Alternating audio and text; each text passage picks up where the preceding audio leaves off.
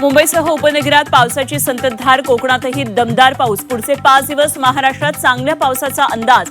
3-4 जुलैला कोकणातील काही भागात अतिवृष्टीचा इशारा। मुंबईत रात्रभर झालेल्या पावसामुळे अंधेरी सबवे खाली साचलं पाणी। पाणी साचल्यानं अंधेरी सबवेची वाहतूक बंद। पाऊस थांबल्यानंतर पाण्याचा निचरा सुरू। विदर्भात आज पावसाचा जोर वाढण्याची शक्यता। 5 जिल्ह्यांना ऑरेंज अलर्ट, उर्वरित जिल्ह्यांना येलो अलर्ट। नागरिकांना सतर्क राहण्याच्या प्रशासनाच्या सूचना। कल्याण डोंबिवलीत मुसळधार पाऊस। पावसामुळे 18हून अधिक झाडं कोसळली। झाडं कोसळल्यानं कार आणि दुचाकींचं नुकसान। पावसाळी अधिवेशनाचा आज 7वा दिवस। उपसभापतींची निवडणूक आज पार पडणार। महायुतीकडून सचिन अहिर तर मवियाकडून जमो अभ्यंकर रिंगणामध्ये। गृहराज्य विभागाच्या पुरवणी मागणीवरही होणार चर्चा। पेट्रोल डिझेल खरेदीवरील निर्बंध आजपासून हटले। 200 लिटरची मर्यादा संपली। पुरवठ्यात सुधारल्यानं पेट्रोलियम मंत्रालयाचा निर्णय।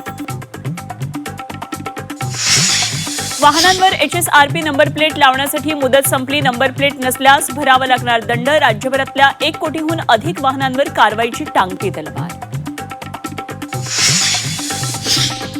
हॉटेल व्यावसायिक आणि रेस्टॉरंट चालकांसाठी मोठा दिलासा। व्यावसायिक सिलेंडर 183 रुपये 50 पैशांवर, तर घरगुती गॅस सिलेंडरच्या दरामध्ये बदल नाही। केतन अग्रवाल हत्या प्रकरणामध्ये आज रिक्रिएशन। चेतनला घेऊन पोलीस लोहगडावर दाखल। लोहगडाच्या पायथ्याशी कडक पोलीस बंदोबस्त। डीसीद्वारे पार पडली अशोक खरात प्रकरणाच्या पहिल्या खटल्याची सुनावणी। एसआयटीनं आतापर्यंत 105 साक्षीदारांचे जबाब नोंदवले। जबाबांच्या आधारे पुढची सुनावणी होणार।